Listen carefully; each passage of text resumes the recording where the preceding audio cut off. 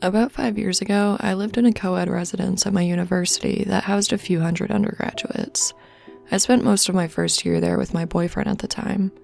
He didn't have a roommate, so we'd usually spend time at his room. I got along well with most of the other guys in his wing, except for this creepy asshole, Kyle.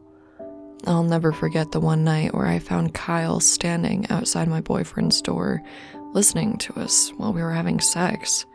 We both yelled at him about it, and he just laughed and walked off into his room. Kyle started following me around campus and harassing me after that, calling me a whore and making sex sounds. If he saw me on campus, he would completely leave his group of friends to come bother me. It started to freak me out, so I told all my friends and notified campus security. Kyle was on the football team and weighed at least 200 pounds.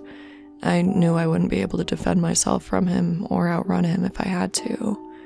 I didn't feel safe, but campus security told me that they couldn't do anything unless Kyle physically harmed me. I just made sure to stick around my friends who kept an eye out for me. This intimidation went on for 2 years. In my second year at school, I lived in the same residence but on the basement floor. It was a bit creepy. My window was level with the ground, so if my blinds were open, anyone walking by could see right in. I was really stressed with school that year, and would sometimes find myself falling asleep while studying. There were 3 separate incidences where I fell asleep with my blinds open, just to wake up to Kyle squatting by my window, watching me. I even took a nap in the library once and woke up to Kyle sitting on my table, staring and grinning at me. I went back to campus security, but was told again that they couldn't do anything unless Kyle physically hurt me or entered my room. I moved off campus the next year. To go home, I'd take the train 2 stops from the university and then walk a block home. I didn't see Kyle for months after I moved, and had honestly almost forgotten about him until I ran into him at the train station one day. I was waiting on the platform for the northbound train as he was getting off the southbound train. He made it clear that he had seen me. Instead of exiting the platform with the rest of the passengers from the southbound train, he waited on the platform, looking in my direction. There were no connecting trains at the station, so it was clear he was only waiting for me. I tried to hide in the crowd while I boarded the northbound train, but there weren't enough other passengers. Kyle followed me onto the train and sat right across from me. The train reached my stop, but I didn't get off. I refused to let him know where I lived. We rode the train in silence to the end of the line and back to the university. Over an hour-long trip. When we got back to the university, I hurried off the train as Kyle followed. Luckily, the crowd was much larger this time, so I felt safer. I made my way towards the campus police station, and when he noticed the direction I was walking in, he immediately stopped following me. I'll never know exactly what Kyle's intentions were during those 2 years, but I'm so thankful that I haven't seen him since. About 5 months ago, a friend of mine was expelled from his university for poor academic performance.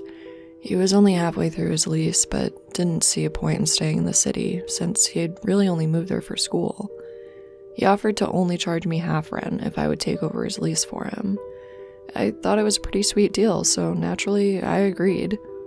I figured it was time to leave my parents' place anyway, since I had already graduated and was having a hard time job searching in my own hometown. The house itself is actually quite nice, 2 floors and a basement, located pretty close to the local university.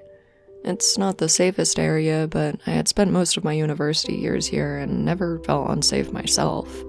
The room I'm subletting in the basement is pretty small, but cozy and private. The only other room in the basement belongs to a quiet girl who's really focused on school. I wasn't thrilled about living with 3 girls I didn't know, but they're all pretty good roommates, and it can be a great time when we're all hanging out.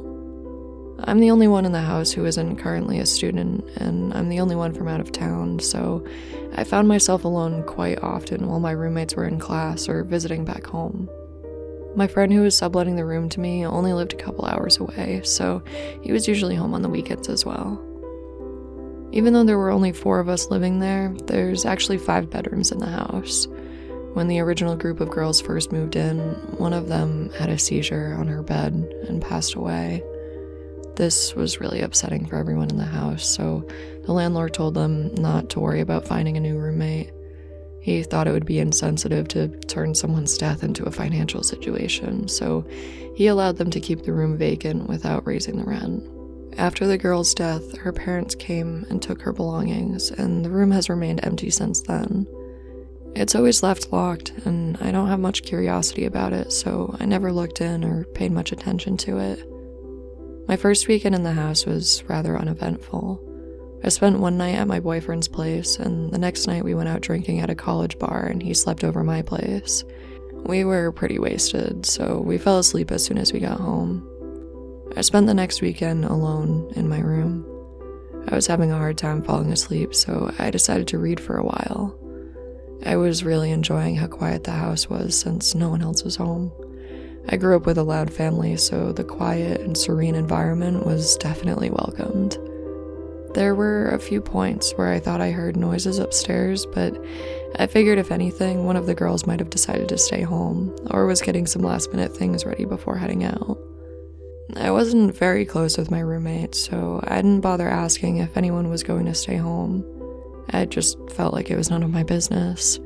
All that really mattered was that I had the basement to myself. I knew my downstairs roommate had left since she locks her door when she's home and keeps it open when she's away. Later that month, I thought I had the house to myself again, until I woke up to pee one night and could hear a toilet flushing upstairs. I thought for sure that none of the girls were home, but in my tired state, I didn't care enough to check on the source of the noise. It's funny, horror movies are supposed to make you paranoid, but the biggest lesson I've learned from watching so many is that there's always a rational explanation for things. This assumption would prove to be my biggest mistake. I spent the next couple months constantly brushing things off and rationalizing unexplained noises throughout the house. I would hear creaking from the second floor and figure one of the girls stopped by to get something she forgot, even though that would mean she would have had to drive 2 hours back to the house just to drive another 2 hours back to her family's place. One Saturday, I woke up to get some water in the night and noticed that my roommate in the basement had left her door open. There were no cars in the driveway, so I figured no one was home. A couple hours later, I heard footsteps creaking down into the basement. It had to have been my roommate who doesn't have a car. I yelled her name and waited for a response, only to hear the footsteps head back upstairs. I felt uneasy about staying home alone after this experience, so I started spending the weekends at my boyfriend's house. I posted to our house Facebook page about the creepy things that had been happening and asked if my roommates could start telling me whether or not they would be home on the weekends. They weren't really receptive about my concerns, though. It was pretty clear from their responses that they thought I was joking or playing a prank on them. Even my boyfriend agreed that I was being paranoid, insisting that there was some reasonable explanation for everything I've heard in the house. I was bothered. They were brushing off my concerns because there had to be a rational explanation, but that really only invalidates any paranormal situations or ghostly activity. That's not what I was implying at all.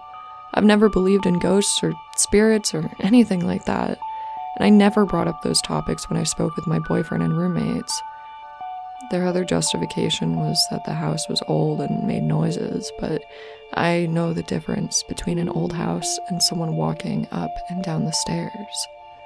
Fortunately, my roommates did start posting to the house Facebook page to let me know when they'd be gone, even though it was usually to the effect of, "LOL, won't be home this weekend, so don't worry about the ghosts."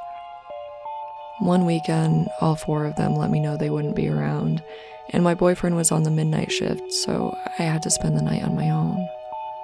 I was on the phone with my boyfriend when he was on break at work when I heard noises coming from upstairs. I told him I was going to go check it out. He jokingly encouraged me, assuming again that I was being paranoid. As he was saying this, I heard the footsteps going up to the second floor. By the time I got to the first floor, there was no one in the kitchen, and all the exterior doors were locked. I was getting seriously freaked out and didn't feel safe. My boyfriend was able to calm me down and convince me everything was okay, so I decided not to go up to the second floor and headed back to the basement. After that weekend, though, I started spending weekends at my parents' place. The roommates wouldn't take my concerns seriously, and my boyfriend almost always worked the night shift, so I didn't feel like I had much choice. One Friday night, I posted to the house Facebook page to let the girls know I'd be away for the weekend, and noticed that one roommate had posted to let us know she'd be staying home to study for exams. The next morning, I received a frantic text from one of my other roommates saying that the girl who stayed home to study had been attacked. When I finally got to speak with her, she told me the whole story. She was studying when she heard a noise outside her bedroom door, and when she went to inspect, she saw a man walking out of the abandoned room. He looked rough, greasy hair and a dirty face. When they made eye contact, he held his finger up to his mouth while smiling. The nail on his finger was long, and his beard was scraggly and uneven. She screamed out of shock, even though she knew no one else was in the house that could help her.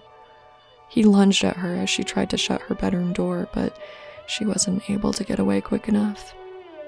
Eventually, he left her alone in the room, beaten on the floor, and walked out the front door. My roommate was just conscious enough to lock her door behind him and call the police, who luckily arrived immediately. They had a lot of questions about whether or not we had been renting out the abandoned room. Apparently, the guy had a pretty nice setup in there, complete with a mattress and bed frame. The police also had a lot of questions for me about the footsteps I had heard at night, and they questioned our landlord for a while, trying to figure out how this guy knew we had an abandoned room. Now that we finally had proof that something horrifying was going on, the other girls were completely convinced that their fifth roommate had been murdered and hadn't actually died from a seizure. I feel like they would have been able to tell this during the autopsy, but I understand why everyone was so freaked out.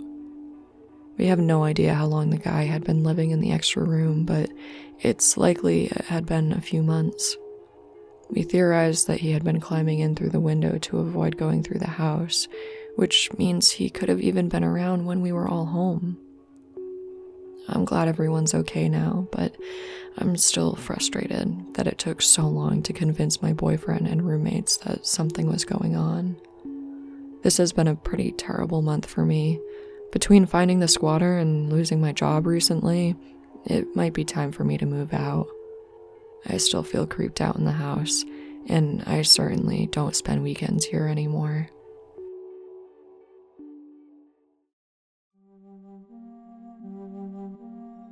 I went to school in a big college town.